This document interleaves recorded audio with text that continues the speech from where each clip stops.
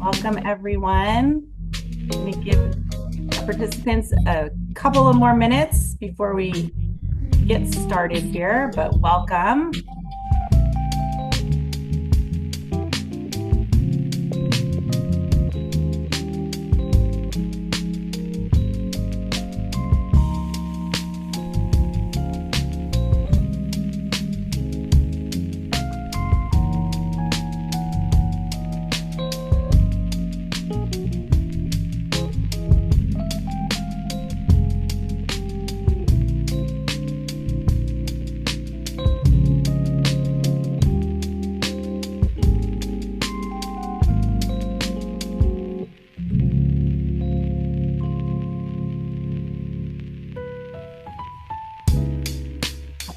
It looks like are signing in. So we are at 3:01 and we have a tight time schedule. So I think we will go ahead and get started. So welcome to all of you who are here today for our very first Inclusive Learning Circles series.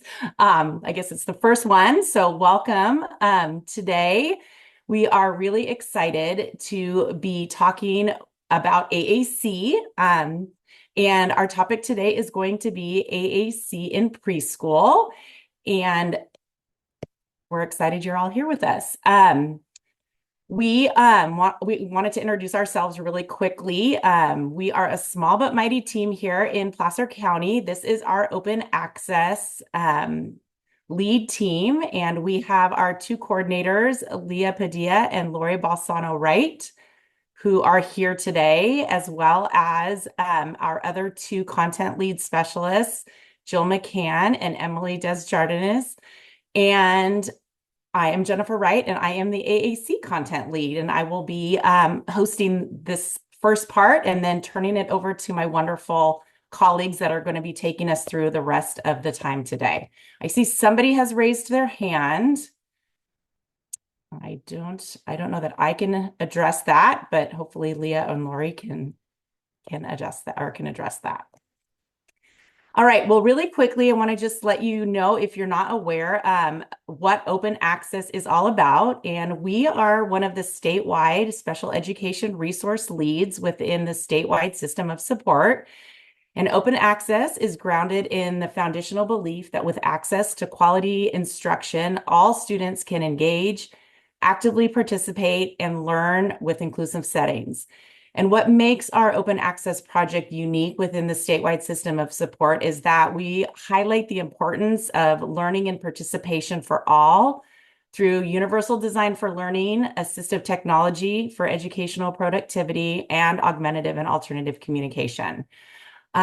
There is a copy of the slides on a home-based document that you guys are going to have access to, but when you get that, this link here is also active, and you can read a little more about our projects if you are interested in that. As open access is truly about access for all, we just want to make you aware that we do have an accessibility promise. We are committed to the following principles of UDL and to making this presentation and all of our related materials accessible as possible.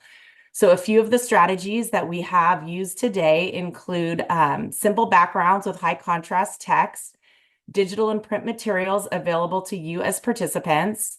We have shortened links and QR codes available to access those materials. We've added alternative text to our images. We have multiple examples and non-examples, and we have opportunities and options for participation and feedback. So we're really proud of being able to have all of that for you. We are posting a home-based document into our chat comment area with links that you're going to need to access as we go through these series of trainings. And we'll also put the links into chat if there are any that come up that we want you to access throughout our session. Please feel free to use whichever format is easiest for you. Most of the documents, if they are actual documents, they will prompt you to make a copy of a Google Doc. But if you have any issues, please don't hesitate to reach out to Lori or Leah, and they can help you with that. And we're going to be monitoring the chat for any questions and comments. And we also would love to see your reactions if something resonates with you. So please make sure and use those. You can also use the Q&A feature. We may not be able to stop right when the questions come up, but we will try to address them at some point. We also may be using the polling feature or a whiteboard feature as we go throughout these different sessions. So just be aware that you may ask to participate in different ways. So with that, I would like to start us off with an inclusive welcome. And to do that, I would just like you all briefly to think about something that you might see or hear in a preschool classroom from your students who have typically developing verbal skills. And after you've thought of that, I'm going to give you just a second to think about that. All right, so now I'd like you to think of some of your students who may be in your classrooms who are experiencing more challenges with their verbal skills. And as you think of those students, I want you to think of how does that inspire you to support an inclusive start to the educational journey for these students, and actually for all students. And also ask yourself, shouldn't all of our students be able to say what they want to say, how they want to say it, and when they want to say it? So I just want to kind of start you off with those thoughts.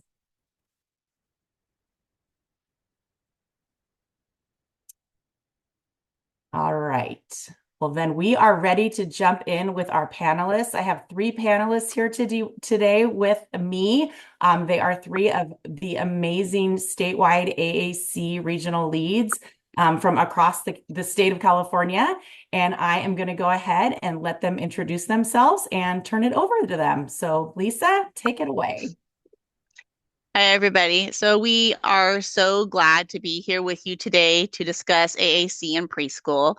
My name is Lisa Lucifora, and I'm a speech language pathologist and open access Region 10 AAC specialist lead. I work with San Bernardino County Superintendent of Schools. Presenting along with me today are Rachel Hurst. If you can give a wave out there, Rachel. She is also an SLP and an open access Region 10 AAC specialist lead, and she too works with San Bernardino County Superintendent of Schools. Also with me today is Benjamin Bennett. Gonna give a wave out there, Ben. There he is.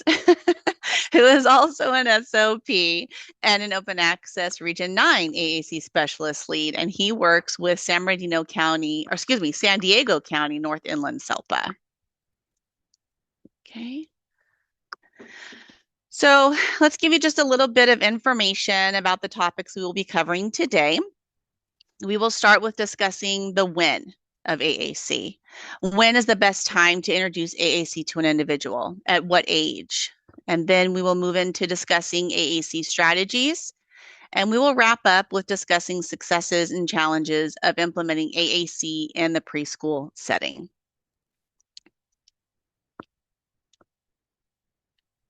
So before we jump in, we first want to provide the definition of AAC. So Augmentative and Alternative Communication, AAC, is everything an individual uses to communicate or to enhance communication. Different strategies may be needed for different situations and communication partners, and strategies and tools may be combined to meet a variety of communication needs. We want all of our students to be able to show what they know and understand, to build independence and autonomy, and also to build relationships and social connection. So the when.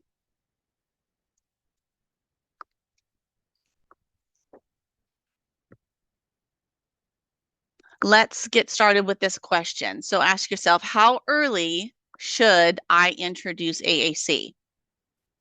Think about that. And the answer is as early as possible. So research has shown that children with communication challenges do best when introduced to AAC as early as 12 months old. And it's between birth and age 5 that a child's brain develops more than at any other time in life. So early brain development has a lasting impact on a child's ability to learn and succeed in school and in life. And that's why the use of AAC in preschool is critical. We know that children who experience communication impairments often have difficulties communicating with family members, teachers, and peers. So for those children, AAC can support improved communication skills, and the earlier that we provide these supports, the better. It increases the potential for improving their outcomes. So the American Speech Language Hearing Association, otherwise known as ASHA, also encourages the early use of AAC as it helps people of all ages. And there are no test scores, thinking skills, or other milestones that you need to reach before AAC can help with communication.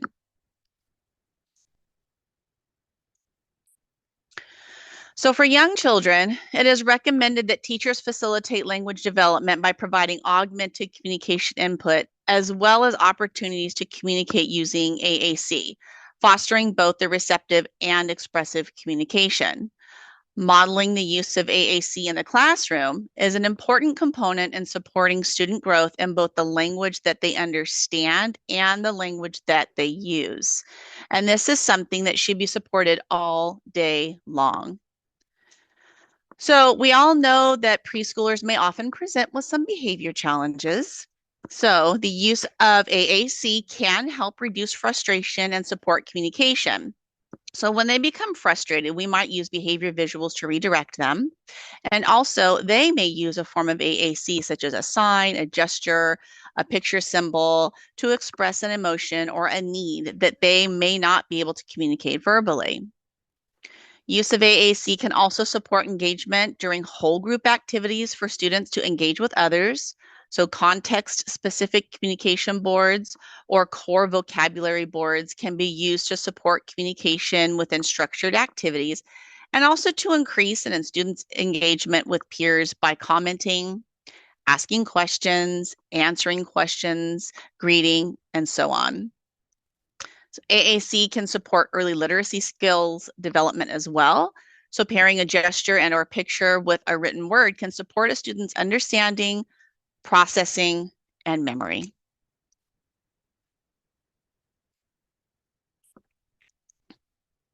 So let's recap. When do we introduce AAC? As early as possible. In our preschools, we should be supporting and using AAC to improve and increase the use of communicative functions such as commenting, requesting, greeting, asking questions and answering questions, protesting and rejecting, and also turn taking. These can all be targeted during snack time.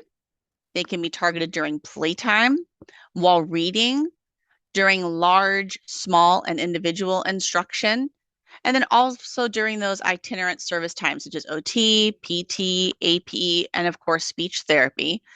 It can also be supported on the playground.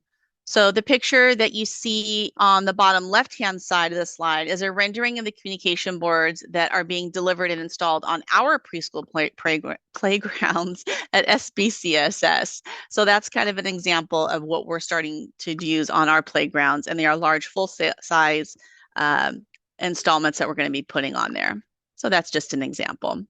So now I'm going to hand it over to Ben, and he's going to be discussing AAC strategies. Okay, great. Thank you, Lisa. So in my little mini section, I'm just going to talk about strategies. And what I'm going to talk about is, listed here. This is kind of the overview. I'm going to talk a little bit about why focusing on strategies is more effective than focusing on the tools themselves. So if a child has an individual device or a personal device or, core boards around the room or whatever, everything is important, but when it comes to focus, I think it's, strategies trump tools in that respect. We're also going to talk about the strategies themselves. So we're going to talk a little bit about what core strategies. I'm just going to go a little bit from my own personal experience, and I'm going to talk about what strategies I've taught in the past and what strategies I teach now, what they are and why. And then we're going to go a little bit deeper into the new strategies that the current strategies that I teach now and talk about those specifically. Go ahead and go to the next slide. All right. So why are strategies important to teach?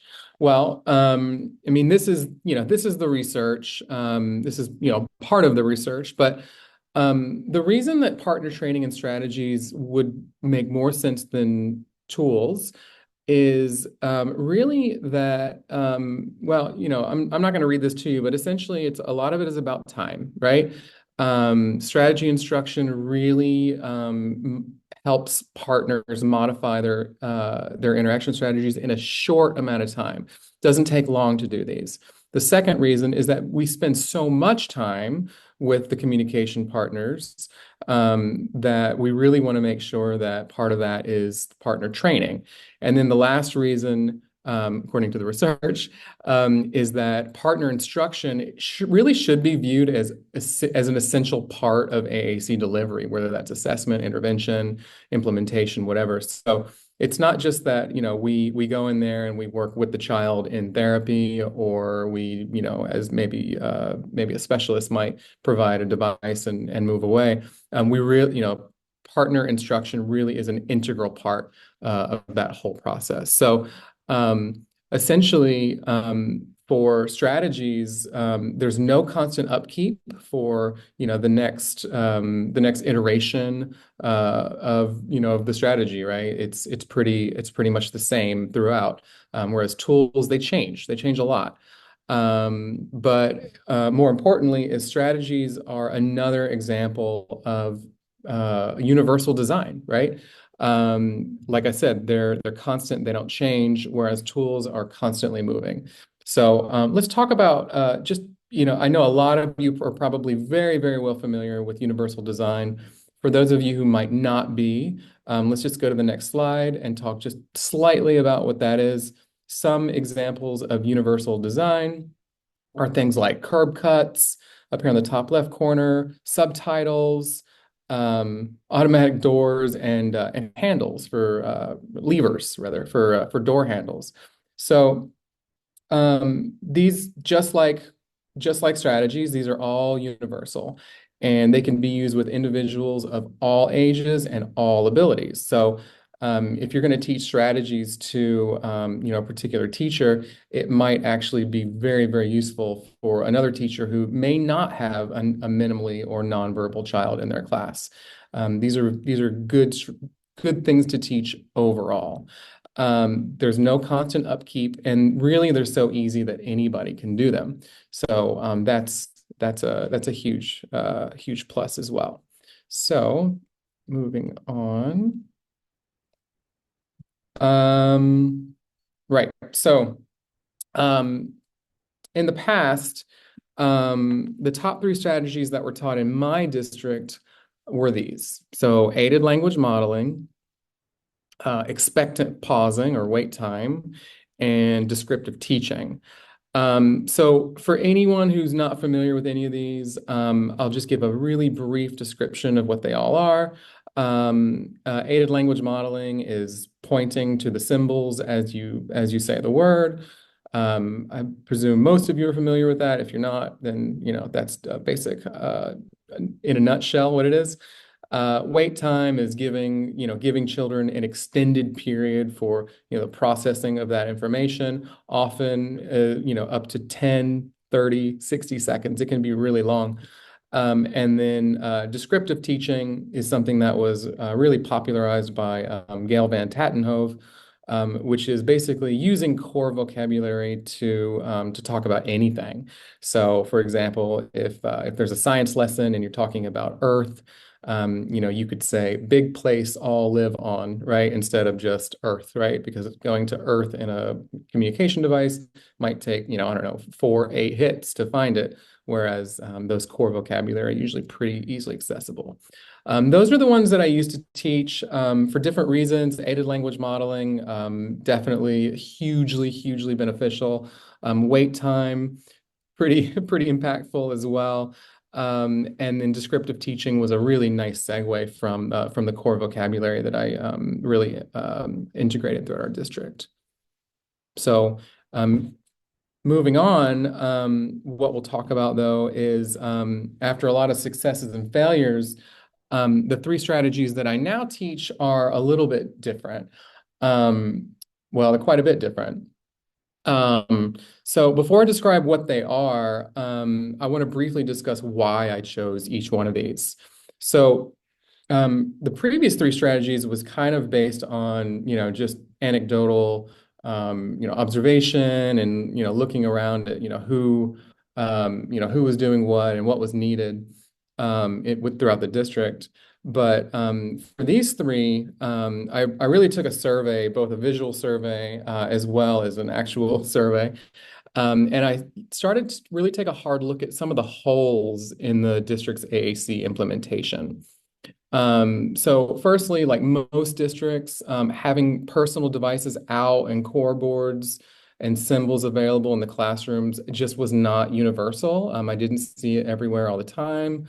I think that's a pretty common problem, not just in my district, but it's definitely something that I felt was worth addressing. Let's see. I also noticed that children in a lot of programs were being taught and conditioned to follow a routine. That's super important, especially for young kids, especially for preschoolers.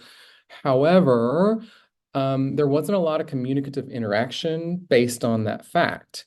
So the last thing that I noticed was nearly all classroom staff was pretty much using verbal communication exclusively to speak to these, nonverbal and minimally verbal students. So the final reason I chose all these strategies just on a whole is because they're easy. I've taught these strategies to parents, paraprofessionals, teachers, and SLPs. No one's doing them all the time, and no one has any difficulty understanding how to implement them. So not only are they super effective, but they're also super useful. So let's talk about the first one. All right, so the first line of defense is whether you want to call it a strategy or not, is really just stressing that things must be out all the time.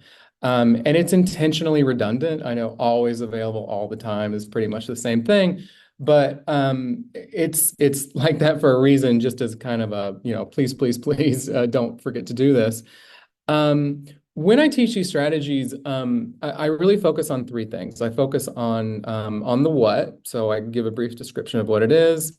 I focus on the how to implement it in your classroom. But more importantly, I focus on the why. So why is the strategy important? And for this one, I'm not going to go into the how necessarily today, but if anyone's interested, my email is on that document that was shared at the beginning. I'm happy to go further. But for this one, the why is really to what I do is I try and draw a parallel between other disabilities and users who are minimally or nonverbal. So essentially, just like a blind student needs a cane or a physically challenged student needs their wheelchair, we wouldn't deny those students their aids. And we're not going to do the same, or we shouldn't do the same with our AAC users, but often that is the case.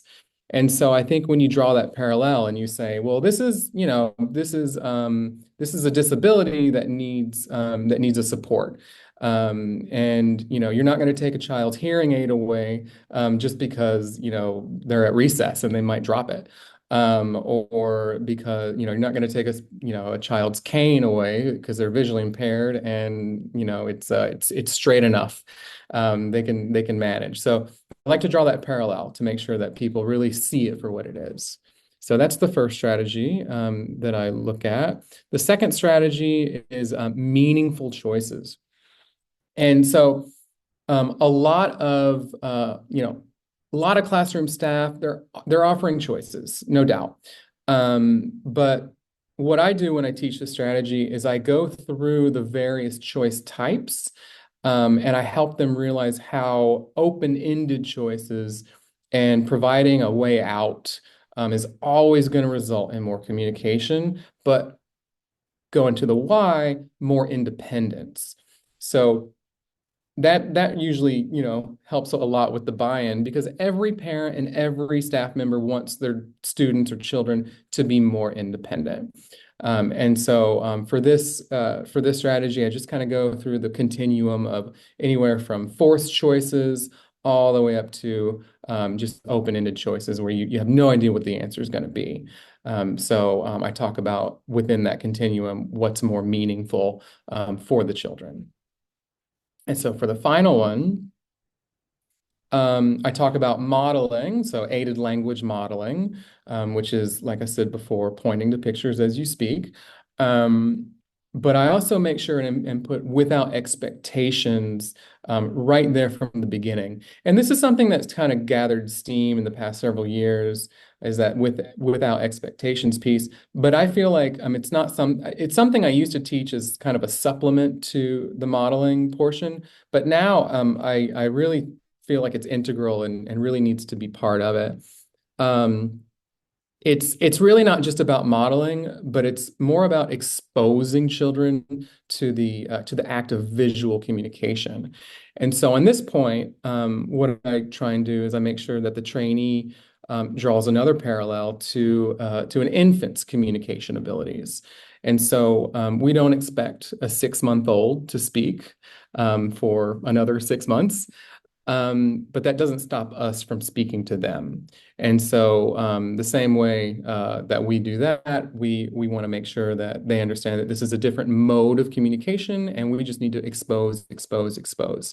And I touch a little bit in this about hand over hand and how, that really sort of confounds the idea of authentic communication with following directions and things of that nature. But I won't go into that now, but again, if you want more details on any of that, let me know. But that's a good place for that if that's something that you feel strongly about.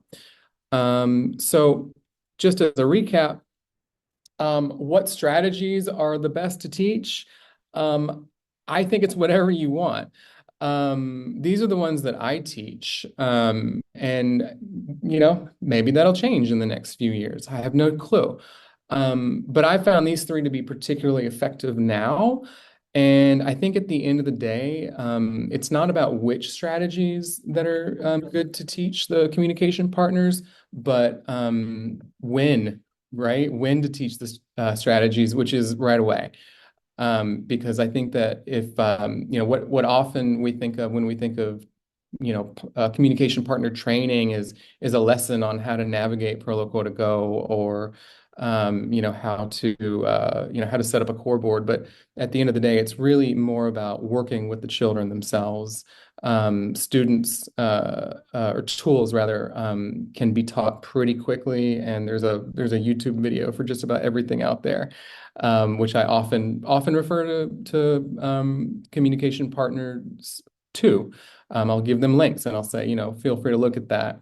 But in terms of the actual strategies themselves, I will stress those all day, every day.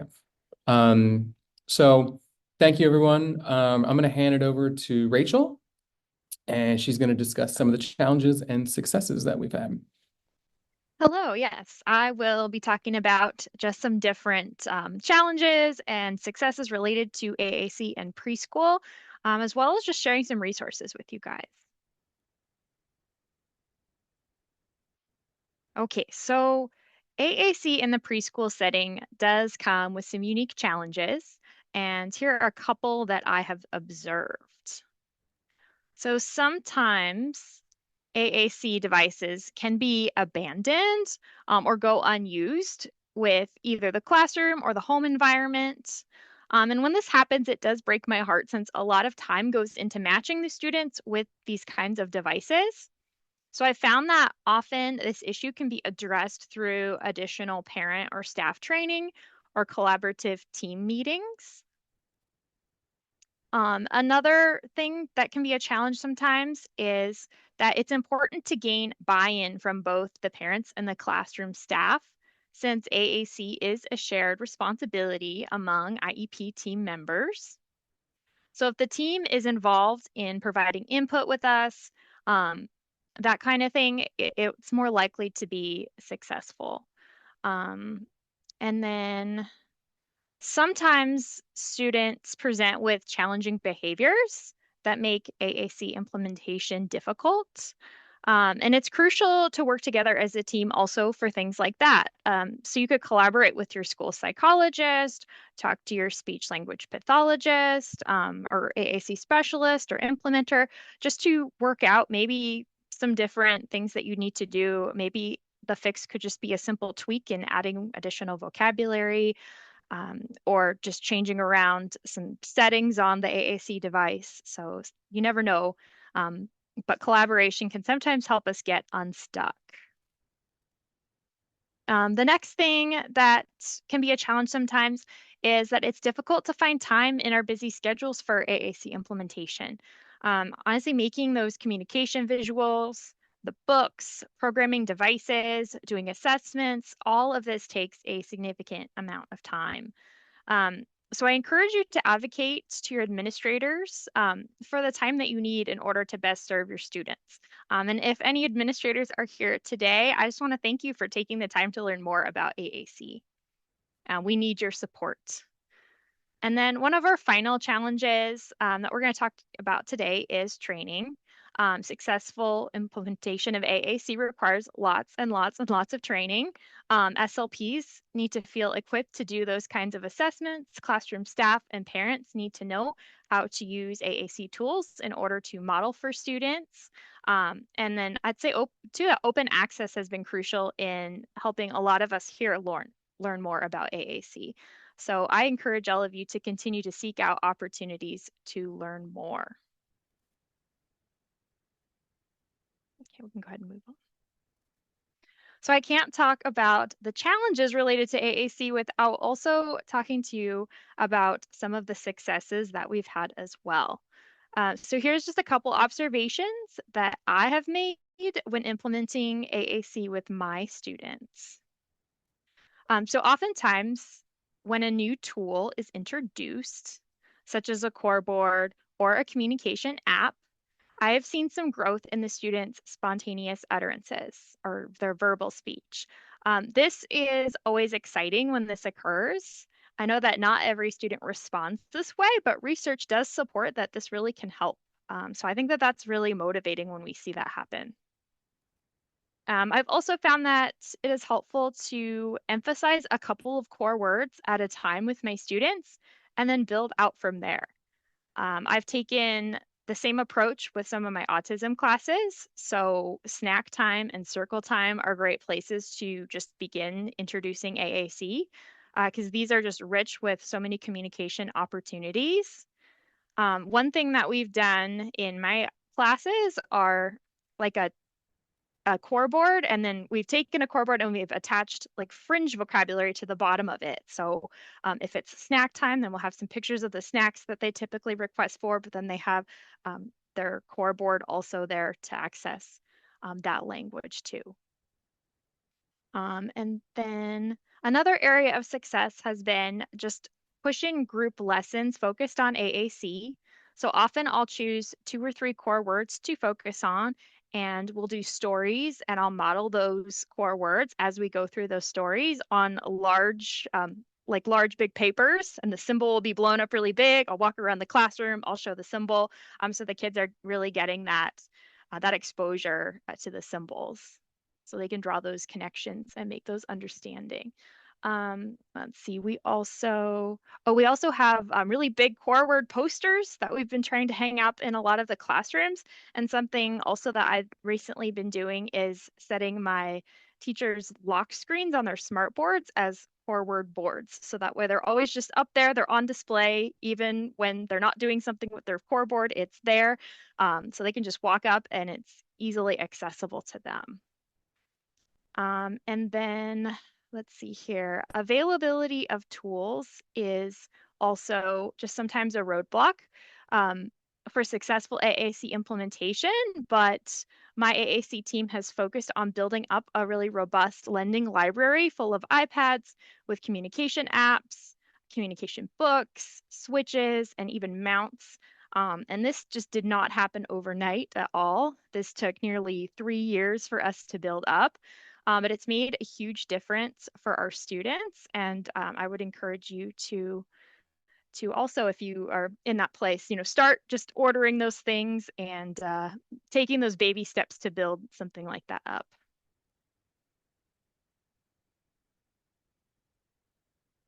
Okay, and so we wanted to just share some resources with you to help you support your AAC implementation in the preschool setting. So here, I'll just kind of talk through each one of these. First, Simple Songs is like one of my favorite YouTube channels. And if you do work with preschool, you might be familiar with them. They have lots and lots of fun videos.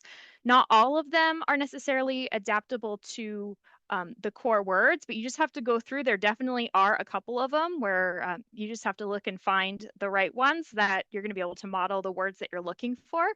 And then this other YouTube channel, it's called Speech and Language Songs. They actually do have a lot of videos that are focused on specifically just core words. So sometimes I'll add a video or two from them when I'm teaching group lessons. And then Talk to Me Technologies. That's communication boards for playgrounds, A-frame boards, communication devices or tools. And they have free online courses and free downloads. The AAC Coach, they also have free downloads and resources. They have great training videos. Practical AAC, I know that's a pretty popular blog, and they have tons and tons of resources. Can't list them all, but I would definitely encourage you to check that out. And then the AAC Language Lab.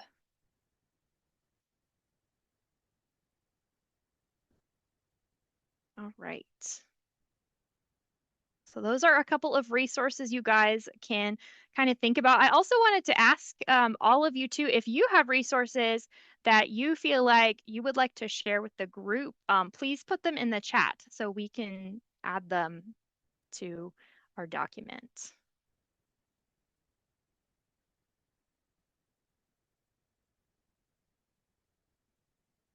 Okay, so that brings us to questions. Does anybody have any questions? Sweet. Thank you guys so much. We wanted to have a few minutes that we can do some sharing, like Rachel just said, of any questions and answers that you guys, or questions that you guys might have had.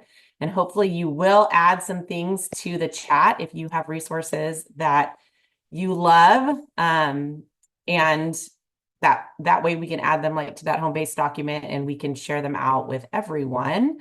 But were there any questions that came in or that anyone has that we could spend a few minutes talking about? Give you guys a second. I think if you raise your hand, I don't know, can they unmute and ask their questions? Is that possible or? Yes, if we have anybody like Emily, I'm going to monitor that and I will allow her to talk. So I'm going to scroll up to her name and we'll unmute her. Right. I am trying to find Emily's name there she is, allow to talk. There we go. Okay, can you hear me okay? Yes, we can hear you, Emily. I just wanted to let you guys know that the chat is disabled, so no one is able to write in it. At least for me. We will fix that for future times. Thank you. I was wondering why the chat was so quiet. That was all I wanted to let you know. Sorry about that. So please feel free to raise your hand and I can monitor this way. So we will fix the chat in future times. We have to say this is our first one. So you are all our guinea pigs for this first run through. So thank you, Emily, for letting us know that. Yvette has a question. Maybe. Hi. I was going to let you know that the question and answers you could actually type in. So at the very bottom, I'm on my phone and the Q&A, you could click on the Q&A and type a question. So that's what replaces the chat, basically. Got it. And it looks like Barbara shared a resource in there, so we can add that to the home base. So thank you, Barbara, for sharing that. And then it looks like Andrea has a question. She is interested in hearing about your journey in developing a library of resources. So maybe Rachel, you can talk more about that. Were there any specific resources or strategies you used to bring your IT department on board? So if anyone wants to talk a little bit about that journey. Thank you, Andrea, for your question. Yeah, so I know that with ordering certain apps, sometimes we had to sit down with somebody at tech services and really explain why and how we were going to use something in order to get approval. So I knew that was one thing where we definitely had to have some meetings to get a little bit unstuck sometimes. I would say too, there's a document that did just come out from the federal government about the myths and facts of AT, under which AAC falls. And there are a couple of the myths in there that talk about the fact that your IT department can't dictate what your recommendations are for your students. So I think that is also a great tool or document to have kind of in your back pocket if you're having any pushback, because truly the IT departments are there to then support what the recommendations are for our students. So that's a great little piece of ammunition to potentially bring up, because that's coming from the federal government about that. So if any of you haven't seen that, that just came out in January of this year. It's a great document, and it's very, I think, digestible the way that it's written. And we can also add a link to that on our home base document as well, because it's a great one to go through. But I know when we were building our library here in Placer County, we did have to have some of those same discussions. When we first started with iPads, our county was like, well, we don't do Apple devices. And we're like, well, that's what the communication applications are on. So this is our option. We don't have other options. And it did take a little bit of building that. I think building that rapport and educating them, like Rachel said, on what we were actually doing with these devices and with these applications. And I think doing that really helped them understand, and I think made their support a little bit easier then as we moved forward. I do know that we all still every once in a while run into trouble with our IT departments updating certain things and not letting us know. And if they haven't been backed up correctly, that's definitely another big education point when it comes to having libraries and having multiple devices that you're either lending out or you're getting. And I know that for funding of some of those resources, there were Medi-Cal grants that could be written to start a library. I don't know if your district's out there, Bill Medi-Cal, but that is an avenue of funding to explore that we have used and that we had used at certain times. I don't know if other people have anything to add to that. I wanted to add, Jen, if you wouldn't mind. One of the things that we worked hard on too was developing a relationship with the IT department. And over the decades, finding a person or two who was really an ally within the IT department was very helpful. So, I think we delivered some coffee drinks and some smoothies and some it really worked on building some relationships as well. Thanks, Jill. And I might just add too, from personal experience, the key in my personal experience was to really have administrative buy-in from my own department. The IT department will, at least the way that my district is set up, they tend to fall in line with whatever their director, tells them to do. And When my director talks to their director, it's a much easier conversation to get things moving. So for me, the key was really talking to the person with the keys to the purse strings, and then having and then collaborating with the IT department to get what's needed and how it's needed. But in terms of like getting something started, I always found that having that administrative buy-in first is really worked well for me.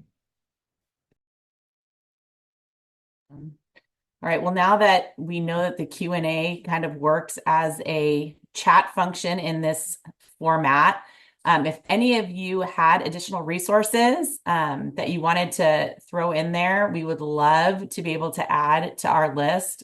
These webinars, they are going to be recorded and people can go back and you'll be able to see all of the, you'll be able to see everything from all of the different sessions that are going to be happening in these series. So this hopefully will be a great resource for people who may have missed today to go back and see some additional information. So if you guys, as we're kind of wrapping this up this afternoon, if you want to go in and add anything else in that Q&A, we would really appreciate that. And Jen, it looks like there's some resources being added. There's one more question from Emily, just about learning a little bit more about those amazing giant core boards that were on the playground. So I don't know if that was Lisa or if someone wants to talk more about that. Yeah, I can help out with that. So what we did is I worked with the Talk to Me technologies, which you have the resource in that home-based document. And it was actually a really easy process to do. You just kind of go in and you research and you look at what they have to offer. They have the A-frames, they have the vinyl poster-like type communication boards, and then they have the standing mountable ones. And those are the kind of the ones that we went toward. And so you can choose what your layout looks like. They have a basic template for your vocabulary for your core board, but you can go in and change a few things.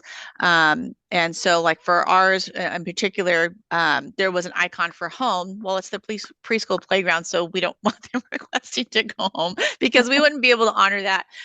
So we changed that out with like classroom or, different things like that. So you can kind of go in and do a little bit of that. You can add some things. So for instance, we put our County Office of Ed logo on there. And then we also put our Open Access Region 10 lead team information on there as well, because we're the ones who kind of worked on that. But it really was a really easy process. They're really good at communicating back and forth with you to kind of figure out exactly what you want and then finding out how you want to fund the purchase for that. The only thing outside of what we were able to kind of do is that we have to find actually somebody to come out and install and put the mounts on it. But you get the mounting hardware and things like that. So we're really excited and we're really hoping, fingers crossed, that they'll come in soon so we can start installing them on our playgrounds. But yep, that resource is in there for you too. And I'll add to that, if you're trying to do like a big one, even for inside a classroom, we've utilized things like Vistaprint, who seem to have really, really good sales every once in a while. And you can either get a big poster size or you can get one on like a vinyl board that you can blow up to a big size. I know the ones that are outside need to be a little bit hardier because they're going to be outside. I would mention too, though, that remember when and Lisa, I'm sure you guys have thought about this, but I've seen this happen where those boards are ordered for outside, but they're not like where the kids would be talking, or they're really high. So especially when we're thinking about our littles, like making sure that they're down to their level so that we can actually be modeling for them and they can actually, if they so desire, to use it for some expression, that they can actually access it. Because I've seen that mistake happen, unfortunately. And then it's like, well, they're lovely, but the kids are like jumping. They can't, no, we can't reach them. So just thinking about that, where and how they're set up when they're outside. But that's awesome. Anyone else have anything to add? Ooh, there's some good things happening in the chat or in the Q&A. Thank you for doing that. All right. Does anyone else have anything before we start to wrap it up? I don't think so. Okay. Oh, Well, as we then move to close this first inclusive learning circle, I just would like you guys to think about a few things. So in the different material that was presented today from the panelists, I want you to think about one challenge that you've seen in your preschool programs that you're working in. And then think about one strategy, potentially one that Ben talked about, that you can commit to using with your students next week or tomorrow, if you're going to see your kiddos tomorrow. And then lastly, just reflect on your classrooms and your practice. And where can you either pat yourself on the back and say, yeah, these are good things that are happening. And just be proud of what you're doing already.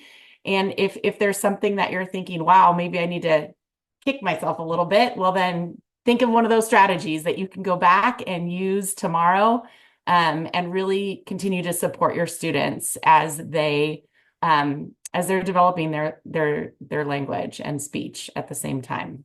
Oh, Ben, go ahead. thanks. Just as a quick closer, I wanted to let you finish that.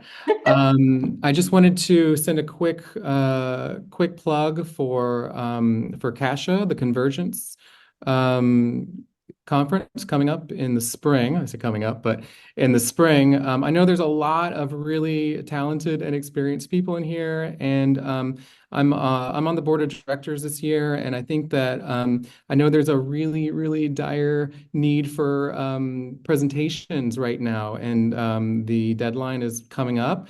And so if anyone has ever wanted to present, it's a great opportunity to put a proposal out there, because I think you've got a pretty good chance of getting in. I would absolutely encourage anyone who has, if you've never presented, I think it's a great opportunity to try it. If you want to, if you've presented before, I think, it's a super great opportunity to do it. It's in Pasadena this year, so I know people here are from all over the state. So if you think you might be attending, it's in, what is that, LA County, I guess. Yeah, I think that'd be a great opportunity. So just wanted to plug that real quick, and I will let you guys wrap up. All right, thanks, Ben.